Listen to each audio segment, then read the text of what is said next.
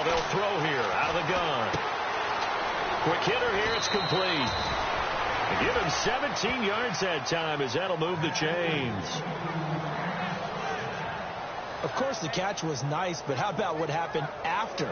Able to stay on his feet and gain all that additional yardage. So many of these slot guys, I think, have running back in their background.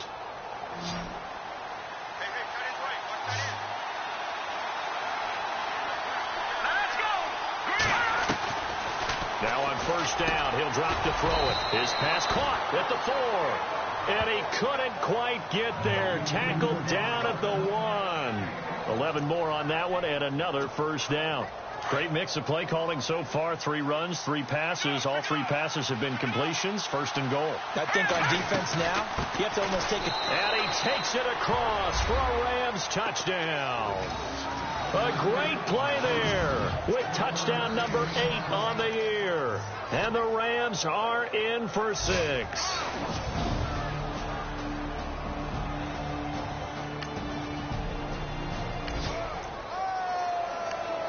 And we drop you into the start of this next possession. The score, 7-0.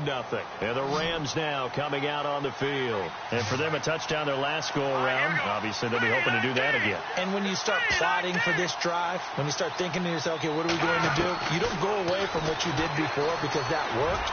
But you have to be prepared for wrinkles and counters because you know they'll make some adjustments. He couldn't quite hold it. Got hit. Ball pops out. Incomplete. You get a tight end like this, and you know he's used to dishing out punishment, but here, he's one that has to absorb the contact, and as a result, unable to hold on to the football. Now a handoff here to his running back. Trying to run inside, but nothing there. Calling no gain on the run there, and now they'll be looking at a 3rd down. So nothing there, but maybe you blame that on the blocking. Yeah, at some point you've got to win at the point of attack, and on that play, that was all the defense. They made it happen.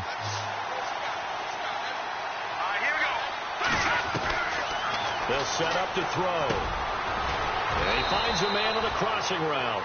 And able to pick up the first across midfield to the 47. A nice pickup there of 11 yards, and it'll move the sticks. So there on that play, offensively, they ran the crossing route. Defense was in zone coverage. So as a former DB, how tough is it to defend that? It's really difficult because your natural inclination is to chase the receiver and maybe leave your zone. So you have to have discipline in order to talk to your other coverage guys and let him. And for the 3rd time here in this half, it's intercepted. Picked off near the 34. And the return stops at the 39-yard line. After an excellent punt, this offense in a tough spot down inside their own 5. The Rams offense now, they get set and head back onto the field. And with 3 interceptions thrown already, we'll see, do they rely more on the ground game here? They may have to change things offensively to try and settle things down, not just for the guy throwing the ball, but for the rest of the offensive unit, because their confidence has to be shaken a little bit. And you just wonder, is the backup going to start to warm up a little bit over on the sideline? They couldn't get anything going there out on the right side in the flat of the swing pass. And didn't we have a discussion with their staff about wanting to get the backs more involved in the passing game? Huge emphasis for this game, but obviously the defense had other plans and really made a nice play. It's a pickup of 16 there, and it'll lead to a new set of downs. If you're going to blitz, likely going to leave you in man coverage with this guy, and that is less than ideal. It is because just about any offense that has an elite receiver, if you blitz and have him in man coverage, you're going to him, even if he has an elite defender on him, because he usually knows where the ball is before the defender does. A good run there on first down, and it'll leave him with a 2nd and 2. Hasn't had a ton of success here so far, but you get the feeling that he might be on the verge of popping one. Yeah, even on that one, there was a little bit of a hole, but it closed there quickly at the end. They'll run it now out of the gun, and they'll take him down at the 31-yard line. They're just 4 yards on the pickup, but that's good enough to extend the drive. 2nd and 2 is prime time for a little bit of a gamble, isn't it? Open up the playbook, go play action, toss that bad boy deep. But in this situation, go ahead and give it to your back. Let him pick up a first down. Keep the sticks moving. Here we go. Back to throw now on first down. Escaping the pressure right. He's got his tight end on the corner route. It's complete. A good pickup there at 22.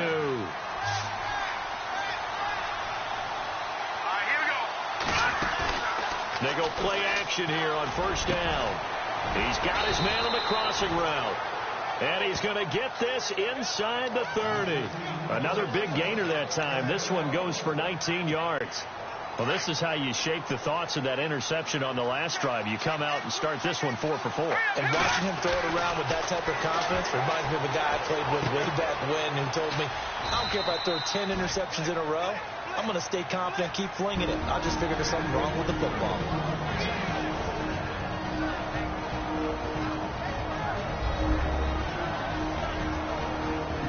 Coming up at halftime in a little less than 2 minutes, we'll send you to Orlando where Larry Ridley is standing by. He'll have highlights and analysis of this first half. 2 big plays in succession. Not sure this D knows what hit him, but now they got to get ready. It's 1st and goal. They'll run it now out of the gun. And they'll get him down just shy of the goal line at about the 1. He'll get 2 out of that run, and it's going to bring up a 2nd and goal. Well, it's been the air game that's taken them down on this drive before they finally turned around and handed it off on the last play. And now they're looking for the big boys to get him in the end zone. Couldn't do it there. It'll be interesting to see. Offensive lines had to pass block a lot on this drive. Will they be able to revert and fire out and create some space in the run game? So he loses 3 yards there. Now 3rd down. His path became similar to almost running a stretch play, didn't it? Trying to find a crease, anywhere to put his foot in the ground and cut back. It just never materialized. The quick slant caught.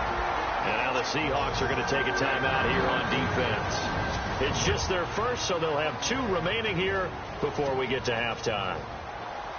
So on 4th down, Sean McVay going to send out the field goal unit. From the left hash, he'll have to cut this at a tight angle. And the 11-year veteran bangs it through.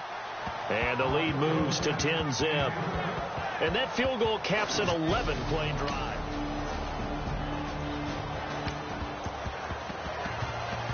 Now following the field goal, what can this offense do?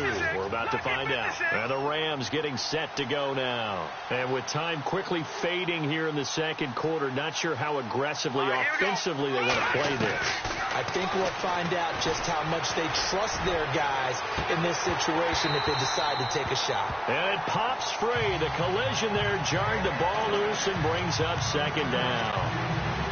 Well, partner, I guess that answers the question about whether they're going to sit on it or not. It does. Now we'll see if they try that again. Yeah, I think what we find on plays like that, when you take that shot, if you're unsuccessful, then you go way more conservative to finish the half, you know? I think that's the way they'll go. Throwing the out route incomplete. That's Cross. And now we won't see a play on 1st down. We're going to get a timeout instead, as they'll stop it with 13 seconds to play in half number 1.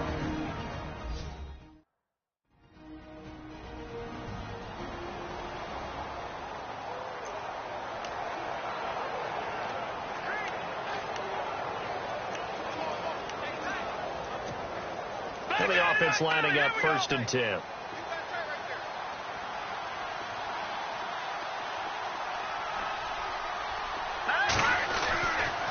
Looking to throw. Forced out to his left. Looking left side, and he's got a man. It's Cross. Pass. Offense.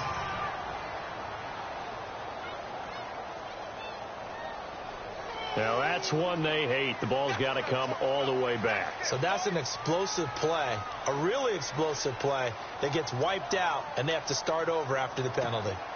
And unless this is a quick incompletion, this is likely the last play here of this first half. All right, here we go. And he'll give it here to his running back. And he'll get this up to about the 40. So we have reached halftime with our score 10-0 as we will send you eastward to Orlando and Larry Ridley. He's standing by with our EA Sports halftime report. Take it away, Larry. Thanks, Brandon, and welcome to our EA halftime report. I'm Larry Ridley. The Seahawks are behind right now, but the home crowd should give them. And just like that, on we head to half number 2.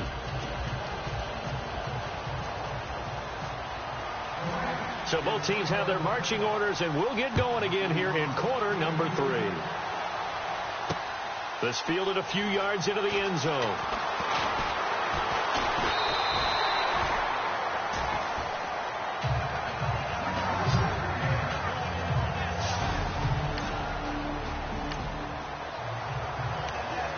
So this offense will head back out there. They're in excellent field position after the fumble recovery. Out come the Rams. They'll have it first here to begin the third quarter. And both of these defenses have been stifling these last few drives offensively. Just not able to get anything going. So what needs to change? I think a lot of the guys will go back and review, so to speak, because everyone has someone assigned to how did each play work. Okay, what did we use that kind of worked for us during this game? Try and get back to some of those plays, as well as the possibility of showing something you haven't shown already in this game and trying to change things up. We'll see if they take the advice of Mr. Davis. And he doesn't quite make it. They do stop him, but he gets it all the way down to the 1. A really good pickup of 28 yards. And when you're playing a quarterback with some experience and some moxie, you enter the danger. And he takes it across for a Rams touchdown. A great effort there. His second touchdown of the game and his 9th on the year.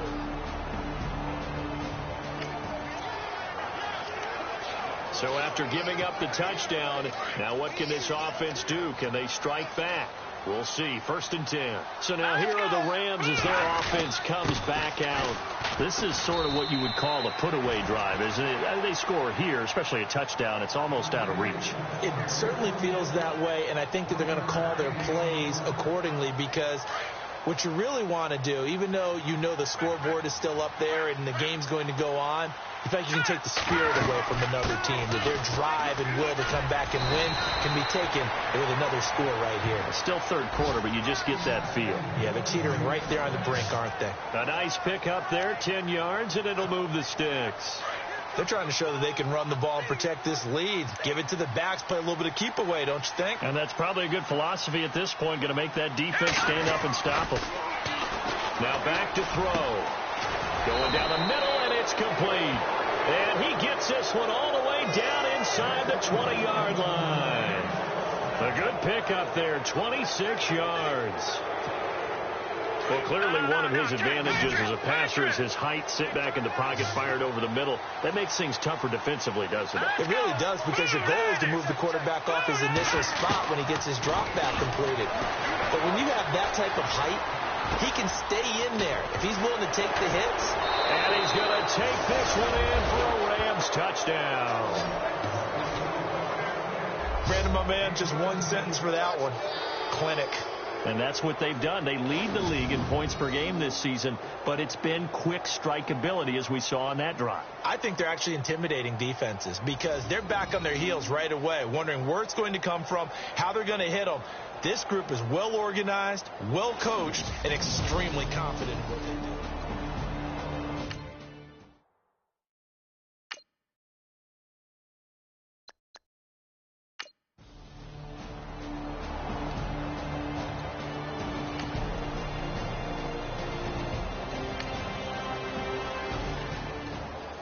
Checking that NFL scoreboard there in the fourth quarter down in Arizona. And the Packers adding to their totals there and their lead.